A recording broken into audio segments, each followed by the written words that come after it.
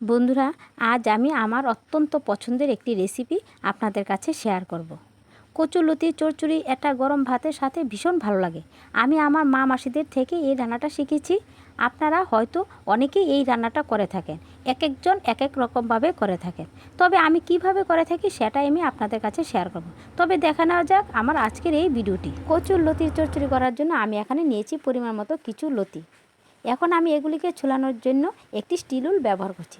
শুধুমাত্র একটি স্টিল উলের সাহায্যে দেখুন কচুরলতিগুলোকে অল্প সময়ের মধ্যে ছোলানো যায়।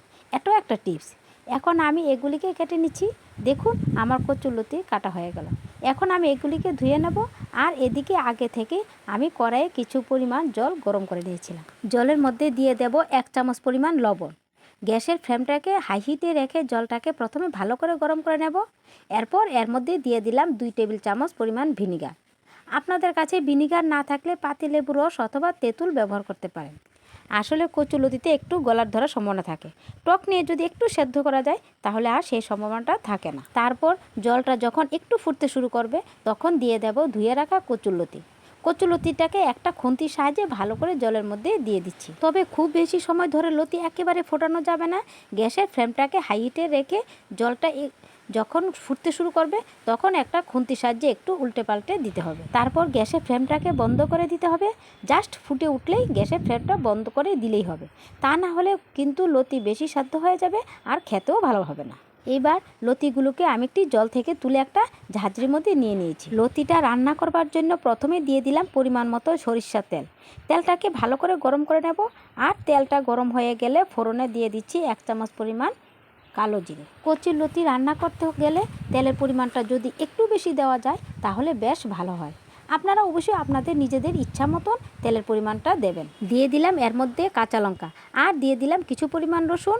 এবার গ্যাসের ফ্লেমটাকে লোতে রেখে এই রসুন, কালো জিরে আর কাঁচা লঙ্কাটাকে ভালো করে ভেজে নিতে হবে।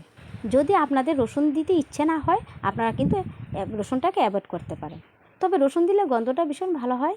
এবার এর মধ্যে দিয়ে দিচ্ছি ভাপিয়ে জল ঝরিয়ে রাখা কচুরলতিগুলো।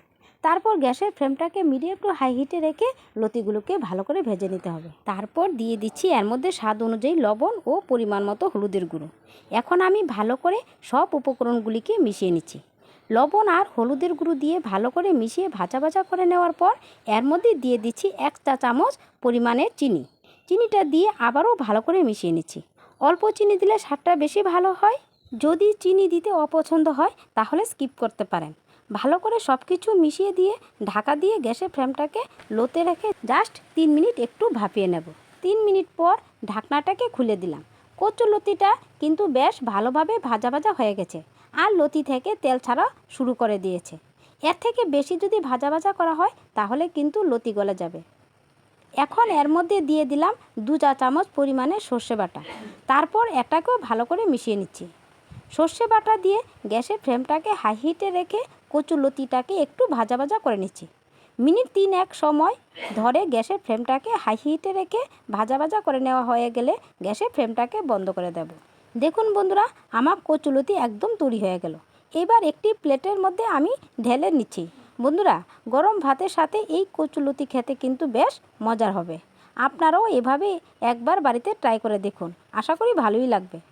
তো বন্ধুরা, আমার এই রেসিপিটি আপনাদের কেমন লাগলো তা অবশ্যই কমেন্টের মাধ্যমে জানাবেন। ভালো লাগলে লাইক শেয়ার করবেন আর আমার এই ছোট্ট চ্যানেলটাকে সাবস্ক্রাইব করতে ভুলবেন না। আবার আসবো নতুন একটি ভিডিও নিয়ে। আপনারা সবাই ভালো থাকবেন, সুস্থ থাকবেন।